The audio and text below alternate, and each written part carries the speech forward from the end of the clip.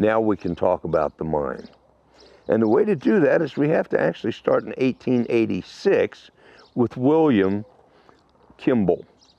William Kimball stumbled across, which is normally the case, he stumbled across an ore deposit that was actually copper. And it was on the front alluvial fan of the Superstition Mountain. And he dug down to the 75-foot level. He actually found some pretty rich ore there. He shipped it off. And he kept the mine going for nearly 20 years. Unfortunately, by 1906, he caught himself a bad case of pneumonia. That's what he did, and he up and died. It was terrible. At any rate, the mine stood there on its own, doing nothing for about 11 years. But come 1917, we have a conglomerate of gentlemen who get together, businessmen, and they decide that they're going to take over the mine and see what they can do with this. They finally got the mine dug down an additional 95 feet to 120 feet. And they also, in 1918, had cut in a drift. And they found in this drift, it was a 35-foot drift, and they found ore deposits there of gold that assayed out at 882 ounces a ton. It was just a pocket of gold, but they found that. At any rate, very shortly thereafter, the mine was shut down again. Now, in this conglomerate of people that had taken over the mine, which was called at that time the Buckhorn and Boulder Mining Company, was our friend Palmer, and he took over the mine himself.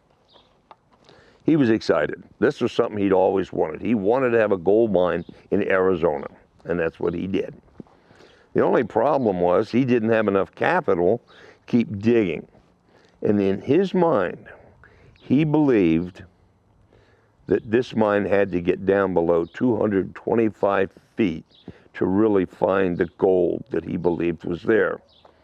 What's happening is that there's more money going into getting the money out of the hole than the money coming out of the hole to pay the guys who were taking care of doing all the business. So nobody's making money here. So 1945 rolls around.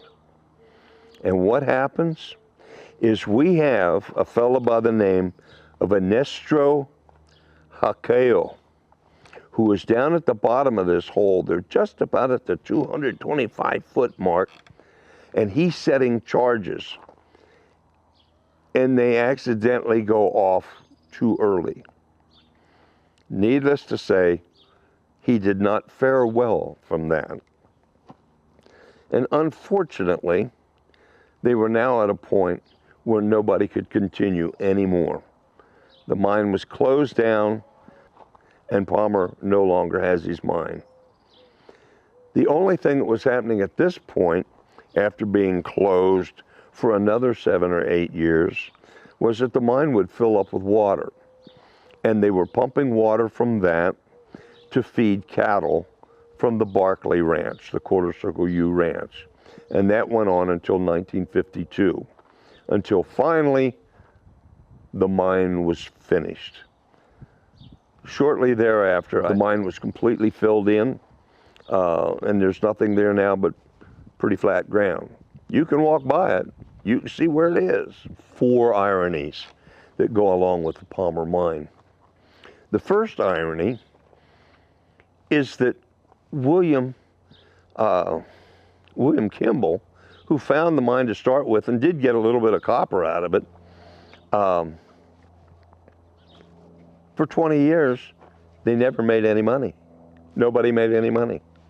And then when the Buckhorn and Boulder Company came along, and they put their own money in and invested for 20 more years, nobody made any money.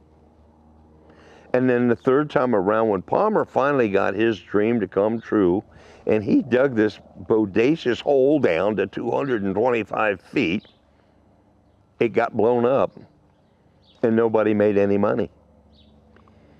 The fourth irony is the hardest irony of all, is that the gold is still there. Because while they're digging this 225-foot hole, they're also digging drifts off to the sides. And many of those drifts, the first one we found was 882 ounces of gold per ton. There were also numerous other ones that were 400 ounces to the ton or more. And what they did was they dug through the veins. They never mined the gold that was there to make enough money to make it worth anything. Now, do I know why those four ironies exist?